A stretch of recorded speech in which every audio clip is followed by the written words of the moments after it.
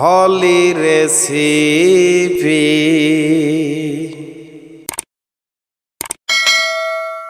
আশা করছি আপনারা ভালো আছেন। আমিও আপনাদের দোয়ায় আল্লাহর রহমতে খুব ভালো আছি। আজ আমি আপনাদের সাথে একটা সুন্দর রেসিপি এবং ব্লগ শেয়ার করতে এসেছি। তাহলে চলুন, কি সেটা? এই যে দেখতে পাচ্ছেন, কি বলেন দেখি? এটা হচ্ছে মেষ। আজ আমাদের বাসায় মেষ জবাই হয়েছে, দেখতে পাচ্ছেন? এই যে দেখেন, ঝোলাই আছে। আজকে মেষ জবাই হয়েছে। আমাদের বাসায় কিছু আত্মীয় আসছে, লোকজন আসছে। এই যে ছালটা ছাড়িয়ে নেওয়া হয়েছে।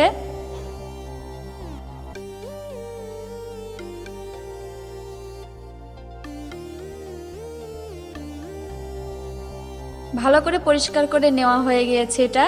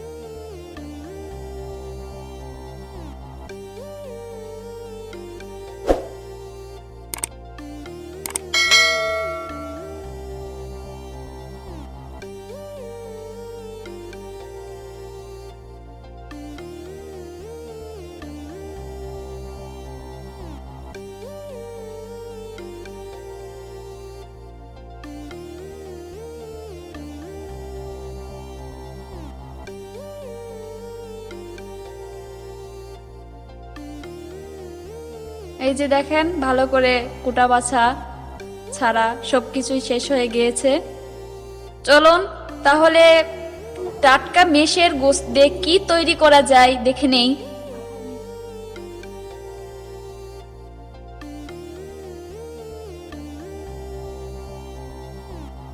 চলে আসলাম চুলায়, দিয়ে দিয়েছি একটা পাতিল, দিচ্ছি মেষের গোশত।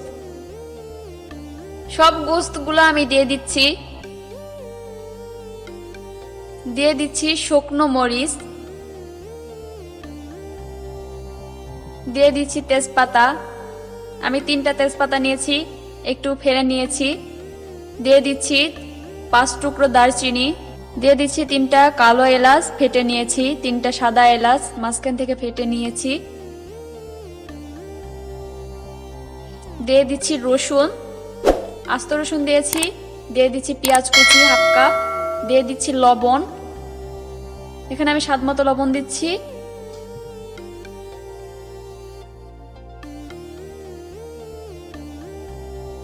দিয়ে দিচ্ছি হলুদ গুঁড়ো, 2 চামচ হলুদ গুঁড়ো দিয়েছি। দিয়ে দিচ্ছি শুকনা মরিচের গুঁড়ো 2 চামচ, একটু সামান্য বেশি।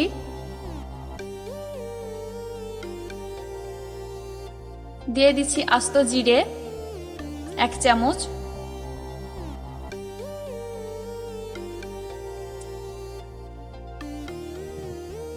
দিয়ে দিচ্ছি সরিষার তেল, আমি কিন্তু সবকিছুই আস্ত ব্যবহার করেছি। এবারে হাত দিয়ে ভালো করে মেখে নিচ্ছি।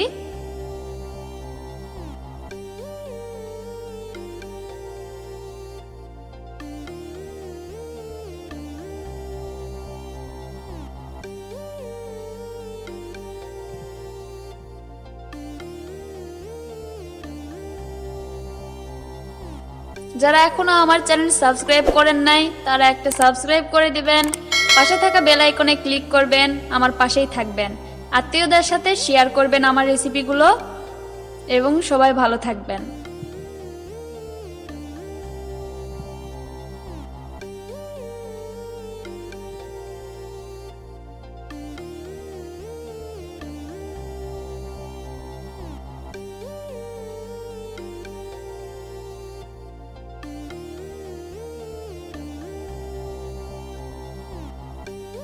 একটু সময় ধরে মেখে নিলাম যাতে সব মশলাগুলো গোস্তের গায়ে লেগে যায়।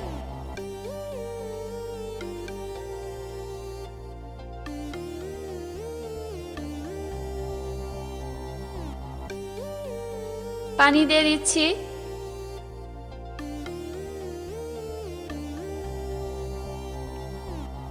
আমি এখানে 1 কাপ পানি দিয়েছি। আবারও একটু কষলে কষলে মেখে নিচ্ছি।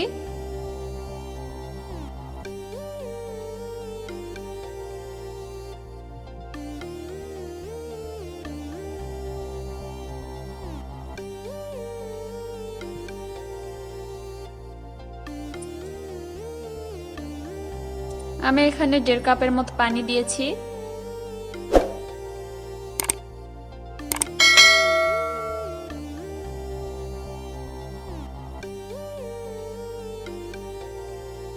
ঢাকনা দিয়ে ঢেকে দিচ্ছি এবং চুলায় উঠিয়ে দিচ্ছি।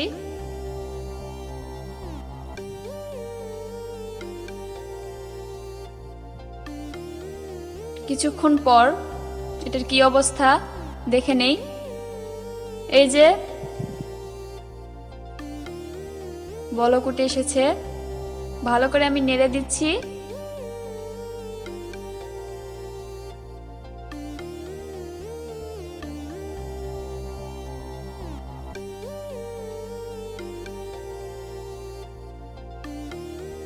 আবারও ঢাকনা দিয়ে ঢেকে দিচ্ছি। 10 মিনিট আর দেখবো না, 10 মিনিট পর আপনাদের সাথে আবার দেখবো, শেয়ার করব। এই যে 10 মিনিট পর সব পানিগুলো মারা গিয়েছে, তেলগুলো উপরে ভেসে উঠেছে।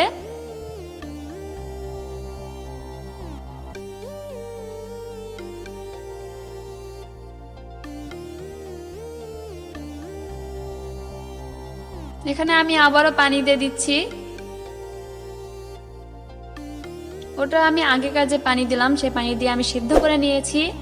এই পানি আমি দেব, দেওয়ার পরে কিছুটা সিদ্ধ করে নেব, কিছুটা পানি রেখেই দেব। আর যদি প্রয়োজন পড়ে আপনারা নাও রাখতে পারেন। দেখা যাক কি করা যায়, পানি রাখবো কি রাখবো না। তাহলে চলুন দেখা যাক।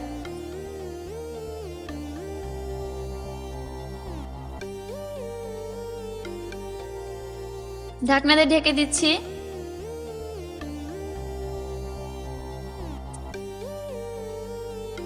পাঁচ থেকে 6 মিনিট পর চলে এসেছি।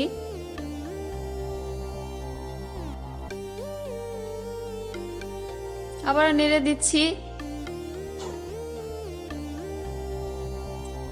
আপনাদের যদি এরকম পছন্দ হয় তাহলে এরকম আপনারা নামিয়ে নিতে পারেন,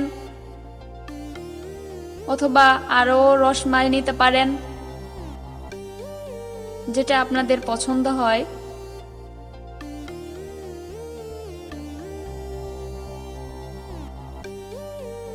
আমি আরও একটু সামান্য রস মেরে নেব। এই যে চলে এসেছি, আমার রেডি মেষের গোশত। টাটকা মেষের গোশত খেতে গরম ভাত দিয়ে খাবো, আহ কি মজা। আজ আমাদের বাসায় মেহমান আসছে, তাদের সাথে একসাথে বসে আমরা খাবার খাবো। মেষের গোশত কত সহজে রান্না করলাম আপনারা তো দেখলেন, আপনারাও এমনভাবে তৈরি করেন।